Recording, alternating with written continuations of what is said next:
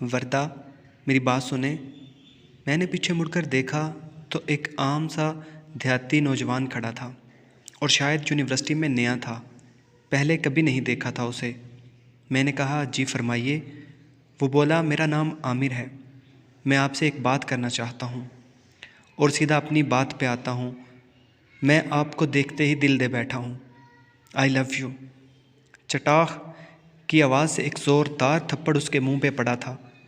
کافی لڑکوں اور لڑکیوں نے تھپڑ کی آواز سنی تھی اور مڑ کر دیکھا تھا۔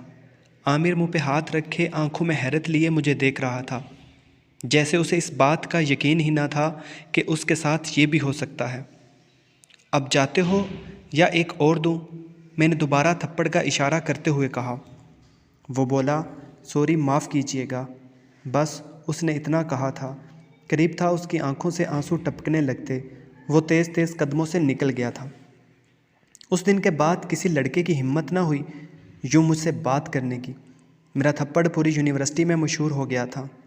اب کبھی عامر سے آمنا سامنا ہو جاتا تو وہ راستہ تبدیل کر لیتا اور میری ہنسی نکل جاتی۔ 1 سال گزر گیا۔ اس دوران مجھے شہباز دورانی سے محبت ہو گئی تھی۔ بہت ہینڈسم اور امیر لڑکا تھا، بہت ماڈرن اور اسٹائلش، بالکل میری چاہت جیسا۔ میں نے اسے بول دیا میں آپ سے محبت کرنے لگی ہوں۔ وہ بولا مجھے بھی آپ اچھی لگتی ہیں۔ یقین کرو آئی لو یو سو مچ۔ میں بے انتہا خوش تھی۔ میں اور شہباز دورانی اکثر اکٹھے گھومتے، کھانا کھاتے۔ وہ میرے حسن کا دیوانہ تھا اور میں اس کی پرسنالٹی کی۔ پھر ملاقاتوں کا سلسلہ بڑھا اور بات ہوٹل کے روم تک آ گئی۔ بات یہاں ہی نہ رکی، اس نے اس کمزور لمحوں کی ویڈیو بنا لی اور مجھے پتہ بھی نہ چلا۔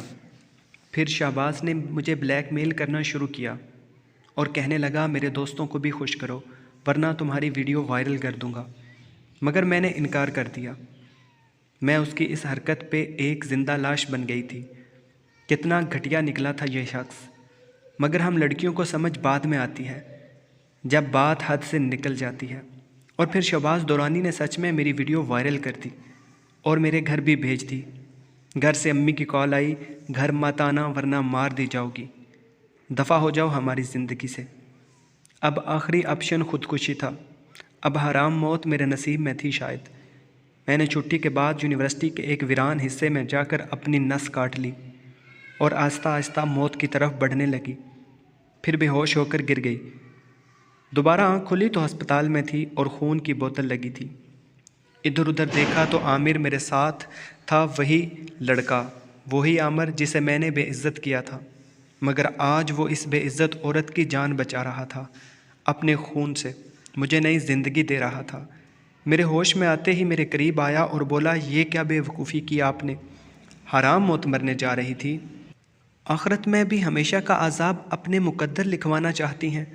میں بولی مجھے کیوں بچایا، مرنے دیا ہوتا۔ تمہیں نہیں پتا عامر میرے ساتھ کیا ہوا ہے؟ مجھے سب پتا ہے، ایک حادثہ ہوا ہے تمہارے ساتھ اور بس۔ میں بولی یہ چھوٹی بات نہیں۔ وہ بولا مرنا بھی تو حل نہیں، اب جینے کے لیے بچا ہی کیا ہے۔ وہ کہنے لگا میں تمہیں حرام موت مرنے نہیں دوں گا، اپنی ساری زندگی میرے نام کر دو پلیز۔ وہ میرے سامنے ہاتھ جوڑے کھڑا تھا۔ میں نے جلدی سے اس کے دونوں ہاتھوں کو پکڑا اور اپنے ہونٹوں سے لگا لیا اور اس کے گلے لگ کر دل کھول کر روئی۔ ہم کتنی غلطی کرتے ہیں لوگوں کو پہچاننے میں۔ میں نے جس کی عزت کو تماشا بنا دیا تھا، وہ آج اس تماشے کو اپنی عزت بنانا چاہتا تھا۔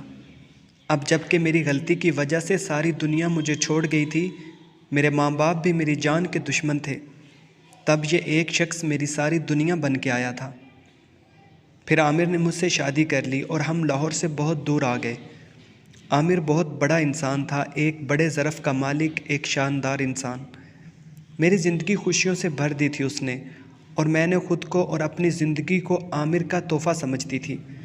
چند سال بعد میرے ماں باپ نے بھی مجھے معاف کر دیا تھا۔ میری زندگی عام روٹین پہ آ گئی تھی، مگر میں ہمیشہ کے لیے عامر کی غلام بن گئی تھی۔ زندگی بھر عامر کو خوش رکھنے کے لیے کوئی کسر اٹھا نہ رکھی اور اسے شہزادے کی طرح رکھا۔ وہ تھا ہی اس قابل، اور اگر اب بھی میں ایسا نہ کرتی تو یہ عورت ذات کی توہین تھی۔ اور رب کی نعمت کی ناشکری، اور میں اب ایسا کبھی نہ کر سکتی تھی۔ کبھی کبھی سوچتی ہوں مجھے سزا ملی ہے، میں نے جان بوجھ کر عامر کو بے عزت کیا تھا، قدرت نے مجھے عزت سے محروم کر دیا، ورنہ یہ شخص تو انتہائی عزت و احترام سے مجھے اپنا بنانا چاہتا تھا، مگر میری آنکھوں پہ پٹی بندھی تھی کہ مجھے تو ایسے لڑکے پسند تھے شہباز دورانی جیسے۔ بس ایک نصیحت ملی ہے زندگی سے، محبت کریں مگر کبھی کسی کی محبت میں اندھے مت ہو جائیں، ورنہ اندھے لوگوں کو یہ دنیا زندہ دفن کر دیتی ہے۔